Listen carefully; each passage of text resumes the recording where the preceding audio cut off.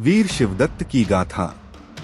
प्राचीन भारत में जब आक्रमणकारी बार बार हिंदू भूमि को रौंदने का प्रयास कर रहे थे, तब उत्तर भारत के एक छोटे राज्य कौशलगढ़ में एक वीर योद्धा जन्मा, राजा शिवदत्त सिंह। वह केवल एक राजा नहीं, बल्कि अपनी प्रजा के रक्षक और धर्म के संरक्षक भी थे। उनकी तलवार अन्याय के खिलाफ गरजती थी और उनके नाम से ही शत्रुओं की सेना कांप उठती थी।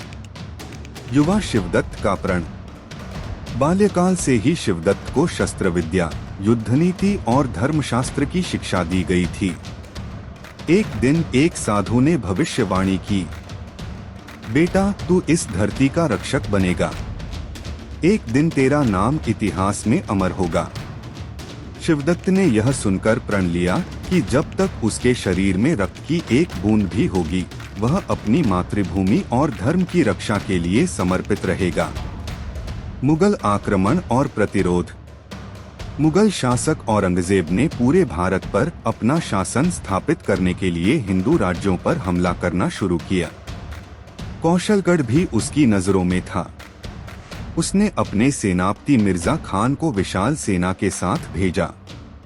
राजा शिवदत्त ने अपने 10,000 वीर सैनिकों के साथ मुकाबले की तैयारी की। युद्धभूमि में वह अकेले 50 से अधिक मुगलों को काट चुके थे। लेकिन तभी शत्रु की विशाल सेना ने उन्हें चारों ओर से घेर लिया। अमर बलिदान। शिवदत्त को घिरा देख उनके सेनापति ने कहा, राजन अब पीछे हट जाइए, हम दुश्मनों से निपट लेंगे।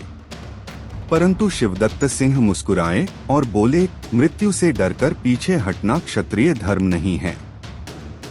मेरा कर्तव्य मेरी धरती के लिए बलिदान होना है। यह कहकर उन्होंने अपने अंतिम शस्त्र तक लड़ाई लड़ी। अंततः उनके वीरगति प्राप्त करने के बाद भी उनकी सेना ने युद्ध जारी रखा और कौशलगढ़ को मुगलों के हाथों में जाने से बचा लिया। शिवदत्त का अमर नाम।